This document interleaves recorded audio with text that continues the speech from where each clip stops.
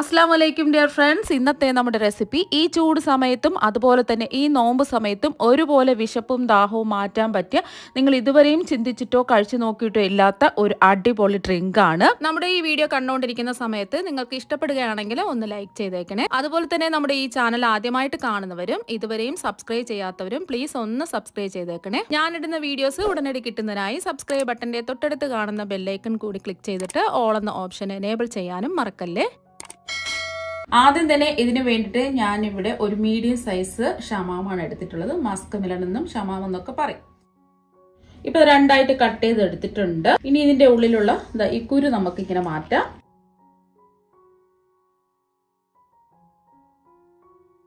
ഇനി ഇതിന്റെ ഉള്ളിലുള്ള പൾപ്പെല്ലാം നമുക്ക് ഒരു സ്പൂൺ കൊണ്ട് ഇതുപോലെ ഒന്ന് സ്കൂപ്പ് ചെയ്ത് മാറ്റാം. ഒരു സ്പൂൺ കൊണ്ട് അതിന്റെ പൾപ്പ് മുഴുവനും എടുത്തിട്ടുണ്ട്, കണ്ടല്ലോ.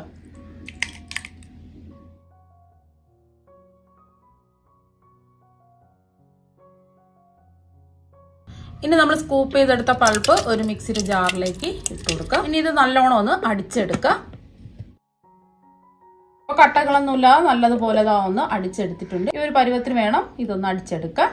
ഇതിനി മാറ്റി വയ്ക്കാം. ഇനി അടുത്തതായിട്ട് വേണ്ടത് ചൗവരിയാണ്. നമ്മൾ പായസത്തിലൊക്കെ ഇടുന്ന ചൗവരി ഉണ്ടല്ലോ, അതാണ് എടുത്തിട്ടുള്ളത്. ഇതൊരു 1/4 കപ്പ് ഞാൻ കുറച്ച് വെള്ളത്തിലിട്ട് അരമണിക്കൂർ കുതിർത്തെടുത്തിട്ടുള്ളതാണ്. ഇങ്ങനെ കുതിർത്തെടുക്കുമ്പോൾ നമുക്ക് പെട്ടെന്ന് തന്നെ ഇത് വെന്ത് കിട്ടും. ഒരുപാട് സമയമൊന്നും എടുക്കില്ല. ഇപ്പൊ ഞാൻ ഒരു 3 കപ്പ് വെള്ളം തിളപ്പിക്കാൻ വെച്ചിട്ടുണ്ട്. ഇതിലേക്ക് നമ്മൾ കുതിർത്തെടുത്ത ചൗവരി മുഴുവനും ഇട്ട് കൊടുക്കാം. ഇനി ഒരു മീഡിയം ഫ്ലെയിമിലിട്ടിട്ട് ഈ ചൗവരി ഒന്ന് വേവിച്ചെടുക്കാം. പെട്ടെന്ന് തന്നെ ഈ ചൗവരി വെന്ത് കിട്ടും. നമ്മൾ കുതിർത്താണ് ചൗവരി എടുത്തിട്ടുള്ളത്. ഒരുപാട് വേവിന്റെ ഒന്നും ആവശ്യമില്ല. ഇപ്പൊ ഒരു 3 മിനിറ്റ് ആയിട്ടുണ്ട്. ചവരിയൊക്കെ നല്ലതുപോലെ വെന്തിട്ടുണ്ട്. ഇനി ഇത് ഫ്ലെയിം ഓഫ് ആക്കി മാറ്റി വെക്കാം.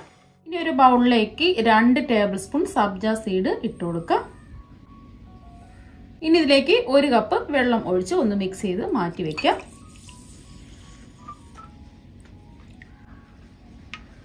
ഇത് കുറച്ച് സമയം ഇങ്ങനെ വെച്ചിരിക്കുമ്പോൾ ഇതൊന്ന് വീർത്ത് വരും.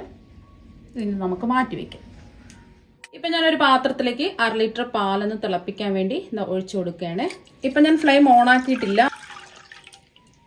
ഇനി ഒരു ബൗളിലേക്ക് 1 ടേബിൾ സ്പൂൺ കസ്റ്റേർഡ് പൗഡർ ഇട്ട് കൊടുക്കാം. കസ്റ്റേർഡ് പൗഡറിന് പകരം നിങ്ങൾക്ക് വേണമെന്നുണ്ടെങ്കിൽ കോൺഫ്ലവറും എടുക്കാവുന്നതാണ്.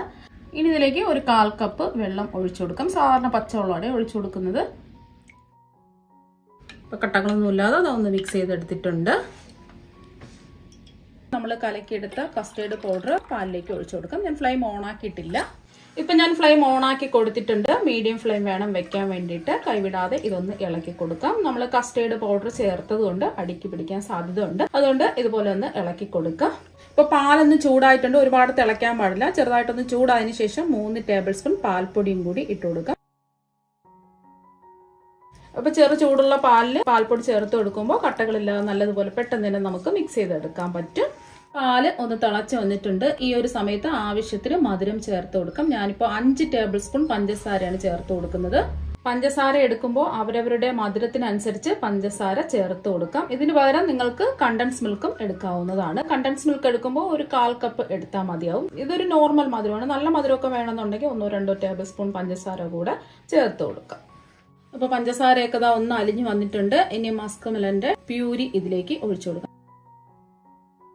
ഫ്ലെയിം മീഡിയം ഫ്ലെയിം തന്നെ വെച്ചു കൊടുക്കുക. ഇനി ഒന്ന് ഇളക്കി കൊടുക്കാം. ഫ്ലെയിം കുറച്ച് വെച്ചിട്ട് കുറച്ച് സമയം ഒന്ന് ഇളക്കി കൊടുക്കണം. ഇനി ഇതിന്റെ സൈഡിൽ പറ്റി പിടിച്ചിരിക്കുന്നതൊക്കെ ഇതുപോലെ ഒന്ന് ഇളക്കി ഇട്ട് കൊടുക്കുക. അല്ലെങ്കിൽ അതവിടെ ഇരുന്ന് കരിഞ്ഞു പോവും. ഇത് തിളയ്ക്കാൻ തുടങ്ങിയിട്ട് ഒരു 5 മിനിറ്റ് ആയി. കൈവിടാതെ വേണം ഇതുപോലെ ഇളക്കി കൊടുത്ത് ഒന്ന് തിളപ്പിച്ചെടുക്കാൻ വേണ്ടിയിട്ട്. ഇനി തിളപ്പിക്കേണ്ട ആവശ്യമൊന്നുമില്ല. മീഡിയം ഫ്ലെയിമിൽ ഇട്ടിട്ട് 5 മിനിറ്റ് ഒന്ന് തിളപ്പിച്ചെടുത്തിട്ടുണ്ട്. ഇപ്പൊ ഇത് ചെറുതായിട്ടൊന്ന് കുറുകിയൊക്കെ വന്നിട്ടുണ്ട്. ഇനി ഫ്ലെയിം ഓഫ് ആക്കാം. ഇനി ഇത് നമുക്ക് ചൂടാറാൻ വേണ്ടി നമുക്ക് കുറച്ച് സമയം ഒന്ന് മാറ്റി വെക്കാം. ഇടയ്ക്കിടയ്ക്ക് ചൂട് മാറുന്നത് വരെ ഒന്ന് ഇളക്കി കൊടുക്കുക. നല്ലതുപോലെ ഒന്ന് ചൂടാറിയതിനു ശേഷം ഫ്രിഡ്ജിൽ വെച്ച് നല്ലതുപോലെ ഒന്ന് തണുത്തിട്ട് വേണം ഇതെടുക്കാൻ വേണ്ടിയിട്ട്. ഇപ്പൊ ഇതിന്റെ ചൂടെല്ലാം നല്ലതുപോലെ മാറിയിട്ടുണ്ട്. ഇനി ഇത് ഒരു ബൗളിലേക്ക് ഒഴിച്ചു കൊടുക്കാം.